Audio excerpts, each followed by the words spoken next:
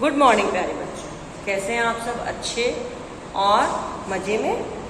आज हम हमारी क्षितिज पुस्तक का बेटा पाठ तुलसीदास प्रारंभ करेंगे। तुलसीदास हिंदी के एक महान कवि, ठीक है, जिन्होंने रामचरितमानस की रचना की। हिंदी के जो काव्यांश वाला भाग है बेटा, उसमें सबसे रोचक, सबसे महत्वपूर्ण पाठ है।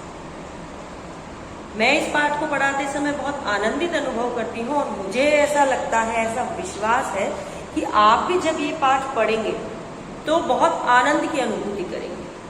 दिखने में पाठ बहुत टफ लगता है ना, कि जब आप पढ़ोगे आपको लगेगा ऐसे संस्कृत के शब्द हैं, ऐसे अपभ्रंश वाले शब्द हैं, हमें समझ में नहीं आ रहे हैं। लेकिन यदि उन शब्दों के अर्थ आपने पकड़ लिए तो ये पाठ शायद सबसे सरल पाठ है।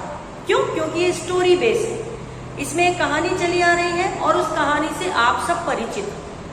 कहानी क्या है?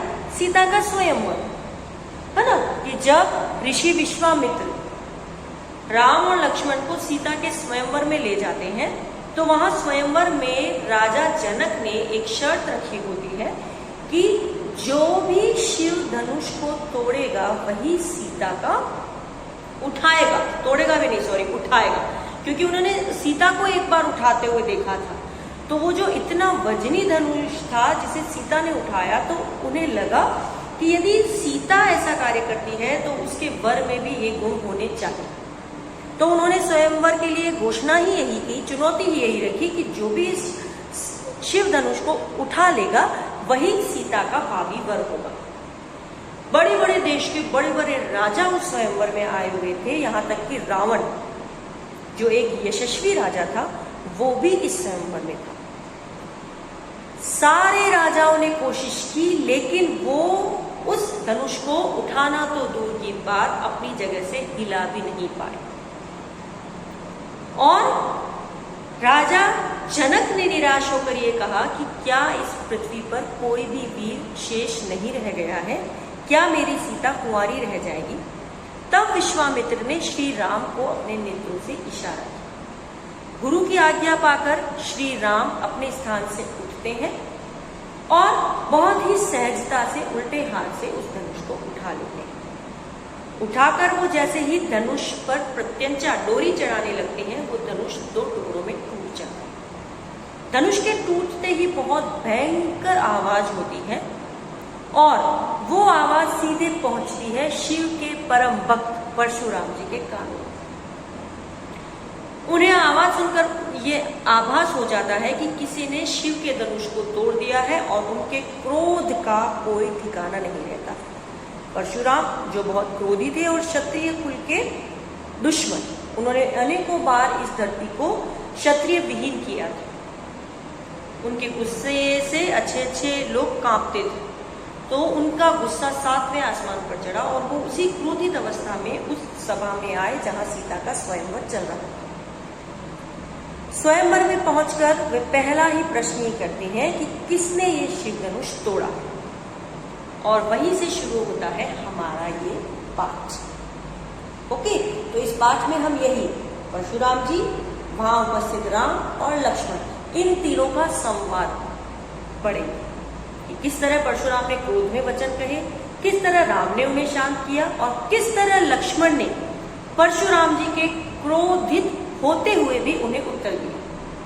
बहुत रोचक पाठ है, लेकिन आज हम इस पाठ में कवि श्री तुलसीदास जी का और पाठ का परिचय प्राप्त करेंगे। तो सबसे पहले तुलसीदास जी का परिचय। ओके बेटा, गोस्वामी तुलसीदास जी का जन्म 1532 में बांदा, उत्तर प्रदेश जिले के राजापुर गांव में हुआ था। कुछ विद्वान उनका जन्म एटा, उत्तर प्रदेश के सोरो नामक स्थान को भी मानते हैं। इनकी माता का नाम तुलसी तथा पिता का नाम आत्माराम दुबे था। बाल्यकाल में ही माता पिता का निधन हो गया था और वो अनाथ हो गए। इनका बचपन घोर कष्टों में बीता था। गुरु नरहरि दास ने इनको राम भक्ति के लिए प्रेरित किया। गुरु के संपर्क में आकर तुलसी को एक नया मार्ग मिला और इनका विवाह दीनबंधु पाठक नाम की व्यक्ति की पुत्री रत्नावली से हुआ।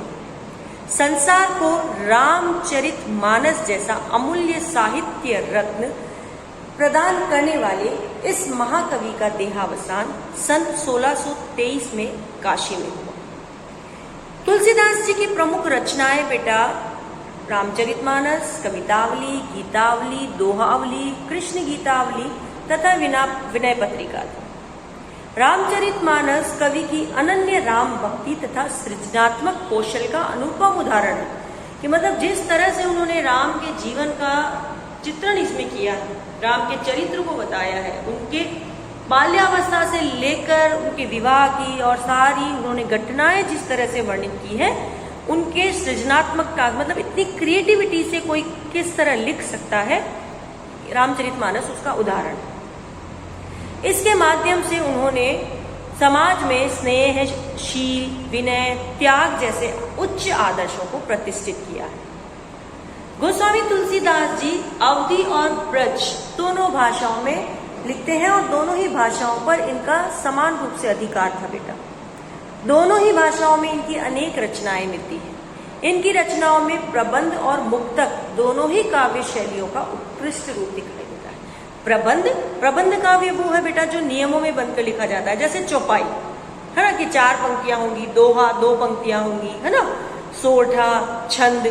लेकिन मुक्तक कि जो नियमों से मुक्त है, ऐसा नहीं है कि जो ये इधर का अंतिम शब्द है तो नीचे वाला भी उसका राइमिंग वर्ड होगा, या स्टार्टिंग सेम है, शब्दों की संख्या सेम होगी, मात्राओं की संख्या सेम होगी। इन सारे नियमों से मुक्त रचनाएं भी उन्होंने लिखी।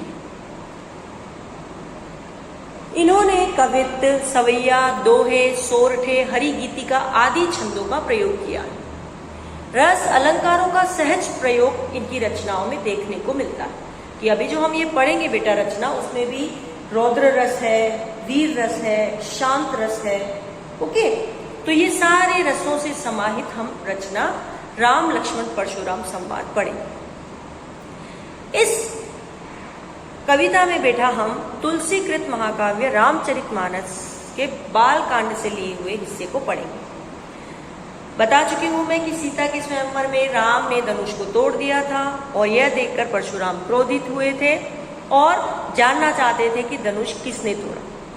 राम ने विनम्र वचन कि धनुष आपके ही एक दास ने तोड़ा है ना, से शुरू हुआ। तो परशुराम जी को गुस्सा आया कि धनुष तोड़ने जैसा दुष्कर काम इसने किया है और कह रहा है कि दास। तो वे और क्रोधित हो जाते हैं और क्रोध के स्वरूप कहते हैं कि वो मेरा दास नहीं, मेरा दुश्मन है। तब लक्ष्मण को भी गुस्सा आ जाता है और वो किस तरह से परशुराम के गुस्से का उत्तर देते हैं वो हम इस पाठ में पढ़ेंगे। आज आपको इस पाठ के परिचय को और लेखक परिचय को ध्यान से पढ़ना है और लेखक परिचय को अपनी कॉपी में लिखना है। ओके बेटा, बाय।